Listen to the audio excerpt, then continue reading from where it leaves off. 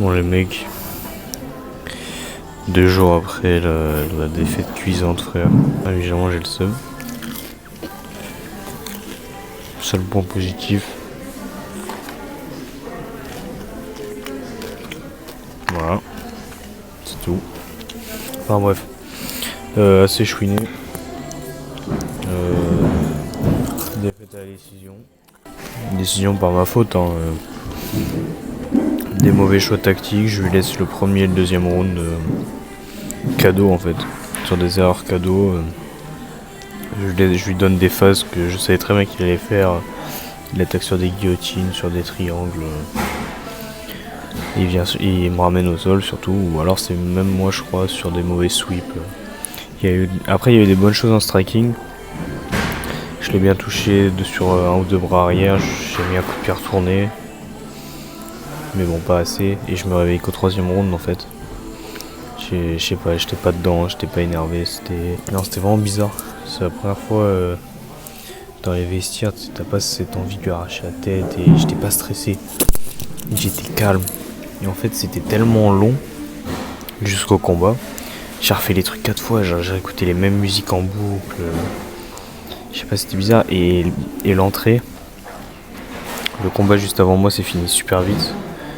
Soumission au premier round, du coup j'ai dû un peu courir et je sais pas, ça m'a... J'étais pas dans le truc, j'avais pas envie de faire mal et puis il m'a surpris surtout en fait, le game plan c'était de l'attendre. On pensait qu'il allait faire une Shimaev, genre qu'il savait que j'étais un striker donc il allait descendre dans mes jambes et tout. Et au final il l'a pas fait, il m'a attendu. En gros il a attendu que je rentre en mi-distance et que je fasse de la bagarre comme j'avais fait à mon dernier combat, sauf que voilà, le but c'était de faire de la longue distance, ce qui fait que on s'est un peu annulé tous les deux. Et forcément, bah, il prend sur le scoring avec les temps de contrôle au round 1 et 2. Et voilà, en fait j'ai la haine parce que je me sors les doigts du cul au 3e round. J'ai été trop gentil, je sais pas. Franchement, je sais pas, je suis juste dégoûté là, les mecs. 10% de mon niveau quoi. C'est vraiment, je peux faire tellement mieux et je suis dégoûté. Le seul point positif, c'est qu'au moins maintenant je sais que ça se joue que dans ma tête en fait. À faire des cadeaux à l'autre gars, je vois qu'en fait si je me réveille, je suis capable de lui rouler dessus, même si je pensais qu'il était meilleur que moi. Après le premier round, j'étais dedans, mais mon corps il a abandonné. Donc voilà. Là je peux bouffer comme un gros porc, comme on le voit. Mais enfin bref, en tout cas j'ai hâte de recombattre. Je combats dans un mois, j'espère. Tout se passe bien. Et cette fois, bon bah écoute, je leur arrache la tête. J'arrête de faire semblant, j'arrête de m'apitoyer sur moi-même et puis je vous laisse avec les images les gars. 3e combat de cette soirée, on redescend de catégorie pour atterrir chez les flyweight, les moins de 57 kilos. Le premier à monter dans la cage, Paolo Scarinci.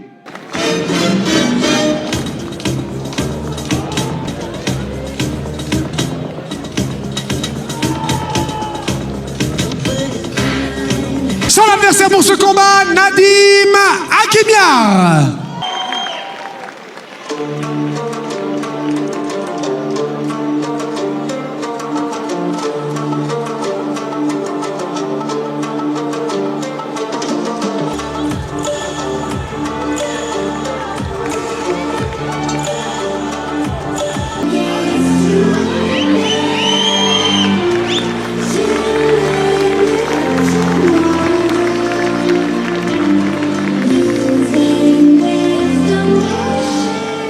De 57 kilos dans le coin bleu. Team Kabuto Fight Club, 1m71, 18 ans, pesé à 56 kilos et 400 grammes. Il a un combat, une victoire obtenue à la décision. Paolo Scarinci.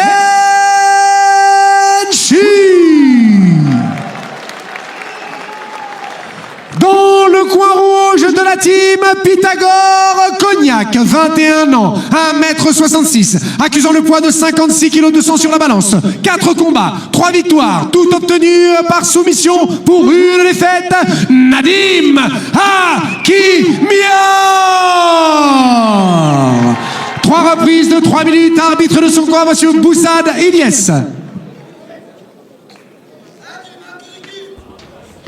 Tac. Allez, c'est qui part. Le chat il me gratte le cul, frère, je sais pas pourquoi. Bref, donc pour mettre en contexte, je combats en 57. Donc faut savoir que dans la vie de tous les jours, je faisais autour des 63 kilos. Et puis là en plus j'avais comme objectif, en gros de base je combats à 61. Enfin de base, mon premier combat je l'ai fait à 61 parce que c'est mon poids de forme, c'est là où je me sens bien. Et bref, je me sentais pas de faire un gros régime ou même un cut pour mon premier. Et bref, là, on accepte le combat à 57 parce que le gars, il y avait personne à 61. Et moi, du coup, j'étais parti dans une optique de prise de masse, tu vois, entre guillemets, et j'étais monté à 64 kilos à peu près. C'est-à-dire, là, pour descendre à 57, j'ai dû perdre 7 kilos, donc en un mois. Ouais, entre 3 et 4 semaines, je crois. Donc c'était assez violent, mais après ça va, c'est bien passé. C'était pas non plus la mort. Mais je sens qu'en fait mon corps avait pas l'habitude, donc après c'est bien. Je me sentais très frais à 57, je me sentais rapide. Là, moi je m'étais dit, attends, faut baisser le son. Moi je m'étais dit en gros comme quoi c'était une excuse. Je me souviens, en fait la veille, on fait la pesée médiatique, le face-off, tout ça. Et chanter, j'étais déjà un peu fatigué, mais en vrai, je me dis non, c'est avec le trajet de voiture et tout machin, je sais pas quoi. Et toute la journée du fight, j'étais claqué et tout, parce qu'en fait, j'avais tellement hâte, j'ai pas su gérer l'attente en fait, et j'étais pas stressé. Genre en fait, vraiment, j'y suis allé trop relâché. Il faut ce petit stress, il faut ce truc de, ouais, le mec en face, il veut m'arracher la tête. T'es obligé, tu vois, t'es obligé de te mettre en mode survie, te conditionner au fait que bah là c'est un combat, tu vois, t'es pas à l'entraînement, tu vas pas faire un sparring. Et en fait, moi je suis rentré en cage. Après, je stresse très peu avant un combat. Genre, c'est plus de la hype, tu vois, je suis content d'être là, genre. Mais là, rien, tu vois, j'étais content, hein, mais pas de sentiment particulier. Première reprise. Ok, alors la première round. Ouais, voilà, je sais pas ce que je fais. Donc, try de feinte. En gros, on avait un game plan assez simple. On s'attendait à ce qu'il fasse une Shimaev. Genre, vraiment, le mec me plonge dans les jambes. On s'attendait à ce qu'il voit mes combats. Et à ce qu'il ait vu mon ancien combat, pardon. Et surtout, à l'échauffement, on l'a vu s'entraîner. Il tournait beaucoup en lutte. Après, du coup, on s'attendait vraiment à ce qu'il fasse ça. Du coup, le game plan, c'était je déclenche pas en premier. J'attends, je chasse, je feinte. Et quand il rentre, c'est là que je le surprends. Là, première erreur de ma part, je savais qu'il allait attaquer sur des guillotines. Je sais pas pourquoi, par réflexe, en fait, je viens faire un corps-tête. Et en fait, on est trop proche et par réflexe, mon corps vient saisir la single, en fait, pour éviter que ça part en clinch bizarre et tout machin. Et lui, forcément, il saute sur la guillotine. Après là, il l'a pas. Je savais qu'il l'avait pas du tout, donc j'attendais qu'il se crame. Moi, je suis très très calme. Un des choses où je suis content, et au moins ça s'est confirmé sur ce fight-là, c'est que je suis très très calme quand je suis dans une mauvaise passe, que je suis en soumission. Après, là, on voit, il essaie vraiment d'arracher, quoi. Tu vois, avec le coup est violet, gros, c'est atroce. Mais en fait, là, c'est un étranglement qui fait mal, mais c'est pas comme si j'avais dormi. Elle l'avait pas vraiment j'avais bien rentré mon menton. Et là, il a directement switché sur le armbar. En fait, j'avais mes deux bras coincés et je m'attendais pas du tout à cette transition. Tu vois, c'est quand même bizarre de la guillotine. Même si après, j'arrive à sortir, je suis dans sa garde. L'armbar, il vient pas naturellement et franchement, il m'a surpris. Bravo à lui, c'était bien tenté, mais voilà, je défends bien. Et là, je sors et je sais pas ce que je fais. Je me jette comme un casse-rousse. Du coup, bah forcément, il inverse. Là, je sentais que je pouvais l'avoir la guillotine, mais non, j'ai essayé, là, j'envoie un genou. Bonne sortie. Bon, premier round, il reste plus qu'une minute. Forcément, le temps de contrôle vont à lui, mais j'ai bien défendu, je me sens bien, je suis calme, je sens que je suis pas fatigué. Je me dis, en fait, jusque-là, tout va bien. Pas de problème. Toujours ce travail de feinte, et voilà. Voilà, encore deuxième erreur de ma part, comme un bouffon. J'envoie un middle isolé. Voilà, truc à ne jamais faire, donc forcément il vient saisir, il m'amène. Même si au début je pensais que je défendais bien. Voilà, je prends quelques frappes. Ça fait pas mal, hein, mais forcément aux yeux des juges, bah c'est lui qui prend le round, hein, naturellement. Là je sais pas ce que je fais, j'ai tenté un leg lock, j'ai essayé de. En gros j'ai essayé de venir le sweeper en essayant de claquer la clé de cheville, sauf que bah je sais pas faire. Il y a quelques kicks qui rentrent. Enfin bref, fin du round, voilà. Fin de la première reprise. Et chiant, en fait, chiant parce que c'est juste deux erreurs débiles de ma part, des choses auxquelles je m'attendais. Et lui, bah forcément, bah, il a saisi l'occasion et puis il a su prendre le round sur mes deux erreurs. Et j'ai l'impression que j'étais pas dedans, en fait, j'avais pas le... Et normalement, avec l'adrénaline, les coups, tu les sens pas, là, chanter tout. Deuxième reprise. Un peu comme à l'entraînement quand t'es pas dedans. Là, vraiment, l'expression de ne pas être dedans a été... C'était vraiment ça, tu vois, j'étais là, j'avais mon jeu, j'avais mes feintes, j'avais mon striking, je sentais que j'étais bien, mes défenses, je sentais que j'étais bien. Mais je sais pas, j'étais pas... Aucune adrénaline, vraiment rien, pas de... J'ai manqué de stress. J'aurais dû me stresser, je pense. La push kick. Après, c'est bien, moi, je suis quand même... Le truc où je suis content, c'est que j'arrive quand même à libérer mes jambes. Parce que moi, là où je suis à l'aise, c'est en anglaise. Et non, en vrai, je suis quand même content. Voilà. Là, il vient sur le jab. Là, on voit pas très bien, mais... Je vais revenir un peu en arrière. Là, en fait, fallait que je fasse du knee-out. Et là, il a profité, en fait, du jab. Et moi, en fait, je suis quelqu'un qui aime beaucoup rentrer à la bagarre. Et là, le fait d'avoir ce game plan de vraiment in-and-out, toucher que en 1, 2, 3 maximum, ça m'a un petit peu perturbé, j'ai eu du mal à m'adapter à ce jeu-là. Mais bon, je sentais que j'étais pas spécialement en retard. Et je sais pas, le round est passé super vite, Ouais, c'était très bizarre, franchement très très très bizarre comme sensation, le fait d'être là, mais pas en même temps de pas être focus à fond. De fait que en fait j'étais trop calme, j'avais l'impression de faire un sparring en fait. Je suis allé à la cool et puis voilà.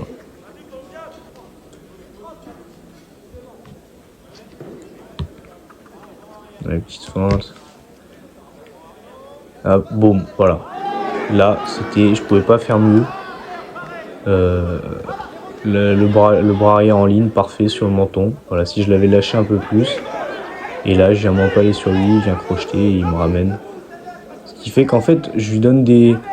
En fait, je perds le combat sur des cadeaux que je lui fais parce que j'étais pas là, j'étais pas attentif et des choses qu'en fait je sais défendre, des trucs que je fais à l'entraînement. Là, contre la cage, je sais qu'il n'y a pas de souci. Je sais défendre, je mets l'underhook, j'inverse. Normalement, il n'y a pas de souci, mais c'est des... Je sais pas. Franchement, je saurais pas vous dire et là, à froid comme ça, c'est très frustrant en fait de revoir ça. En fait, j'ai envie de me mettre des tartes. Là, je regarde le combat, j'ai envie de me prendre, me mettre des petites baffes. C'est pas possible, tu vois. Mais bon. Et là, fin du round assez disputé, franchement. Honnêtement, je peux me le donner comme je peux lui donner. Après, sur les temps de contrôle, personnellement, je me le donnerai sur le striking parce que je le touche pas mal avec mes jambes, je lui mets un bon bras arrière. Lui ne touche pas spécialement. Donc ce deuxième round, je me le donnerai. Et là, je viens... Ouais, voilà, ça va pas mal. Je vais l'amener au sol, mais en fait, je m'attendais pas à ce qu'il soit aussi léger. Parce que c'est un gars, dans la vie de tous les jours, c'est un vrai 57, tu vois. C'est limite, il faisait 50... Le mec s'est pesé le matin à 56 kilos. Fin de la deuxième reprise. Pull jogger. Moi, mec, je suais du cul. J'étais en slip. Je suais pour boire. En fait, moi j'ai l'habitude à la salle, je suis plus léger et tous les mecs font au minimum 70 kg, c'est-à-dire quand je rentre en lutte, c'est toujours super compliqué. Et là, du coup, je lui ai mis une boîte parce qu'en fait, je m'attendais pas à ce qu'il soit aussi léger et je suis parti avec lui en fait. Avec et la troisième et dernière round. Un des seuls où en fait je me sors un peu les doigts du cul. En gros, le premier et deuxième round, vraiment je les ai pas vus. Genre, vraiment ils sont passés comme ça, j'ai l'impression d'avoir fait 2 minutes. Et c'est ça en fait, moi je suis bon à la longue, je suis un diesel. J'ai un bon cardio à la longue, mais je mets du temps à démarrer, ce qui fait qu'en fait le premier round en soi il est crucial, mais à chaque fois j'ai du mal à rentrer dedans. Mais là heureusement dans le public j'entendais... Troisième et dernière reprise. Qui ont gueulé un peu mon nom, donc ça m'a un peu réveillé, tu vois, je me suis dit putain vas-y sors-toi les deux du cul, tu peux pas perdre tout machin, c'est pas possible. Tu vois, ça m'a mis un petit coup dans l'ego. Ce qui fait que ce troisième round, j'accélère, mais c'est trop tard en fait. C'est trop tard parce que le premier round, il est nettement à lui. Le deuxième, il est disputé. On peut me le donner. Mais bon, là, je suis... Je suis entre guillemets à l'extérieur. Bon, c'était pas un gars de Limoges, mais c'est un gars de Pythagore. Et bon, tu vois, la cage, il y a de logo dessus. Donc, je peux pas me permettre en fait de lui faire des cadeaux comme ça parce que forcément, les juges, ils vont pas être cléments. Là, ouais, voilà, sur ces échanges. Et en fait, à chaque fois, je sais pas pourquoi, quand ça rentrait dans la boîte, je sentais qu'il frappait très très fort. Donc du coup, j'ai ramené au sol. Alors que c'était pas le game plan, il était il est meilleur que moi en jiu-jitsu, mais bon, je sentais que j'étais meilleur en lutte. Donc je me suis permis de l'amener. Là, ça roule. Là, voilà, encore un cadeau. Encore il récupère la side, je sais pas pourquoi. J'arrive quand même à me relever parce que ça va, tu vois, c'est des situations où j'ai l'habitude, que je travaille à l'entraînement, du coup je sais quoi faire, je sais comment rouler. Sur les scrambles, je me sentais plutôt bien. Et là en fait il va passer un peu trop de temps. Et ce dernier round en fait, j'arrive quand même à inverser. Il va tenter une guillotine. Et là, vraiment j'ai failli dormir. Là faut être honnête, je me suis vu partir en fait. Et parce que là il l'avait vraiment sous la gorge, quoi, c'était sanguin, et je chantais vraiment, j'étais en train de ronfler, gros, et en fait, heureusement, je sais pas pourquoi, déjà j'ai passé tout le combat dans son coin, donc c'était trop casse-couille, moi mes coachs, je les entendais à peine, et eux, je les entendais gueuler, et là, ils lui disent 1 minute, tu vois. Et moi, du coup, ça me réveille, tu sais, j'étais en train de dormir, tu vois, ça m'a mis une tarte de faire qu'il y avait qu'1 minute, et là, du coup, j'arrive à sortir, à exploser, à lui mettre du grand pound, ce qui fait que j'arrive quand même à lui infliger des dégâts. Voilà, là, je le frappe un petit peu. Putain, ça me fout la haine quand je regarde ça. Là, il va tenter le triangle, mais je défends bien. Parce qu'en fait, on avait bossé que ça, en gros. Je savais les défenses, quoi faire, machin. Et là, il vient inverser. Et là, forcément, je lui donne une monte. Voilà, comme un bouffon. Et en fait, il finit le round bien. Enfin, même s'il y a des bonnes choses, à chaque fois, il finit le round. Et là, il tente armbar, même si, en fait, il a tenté 70 soumissions. À chaque fois, j'ai défendu. Fin du combat. Très très calme. Ce qui a fait que, du coup, j'ai bien défendu, mais trop calme, c'est-à-dire, donc pas assez de niaque, pas assez de... Ah, ça me fout la haine. Ça me fout la haine, mais bon, c'est comme ça, les gars. C'est comme ça. Bravo à lui. Je fais pas... Il n'y a pas de trash talk, rien, parce que c'est un bon gars, on a même parlé après. Moi, forcément, sportivement, ça me fout la haine, quoi. Je suis un compétiteur, tu vois, j'ai pas envie de perdre, ça me fait chier, tu vois. Surtout vis-à-vis de mes coachs, j'avais l'impression, en fait, d'avoir fait n'importe quoi, de leur avoir...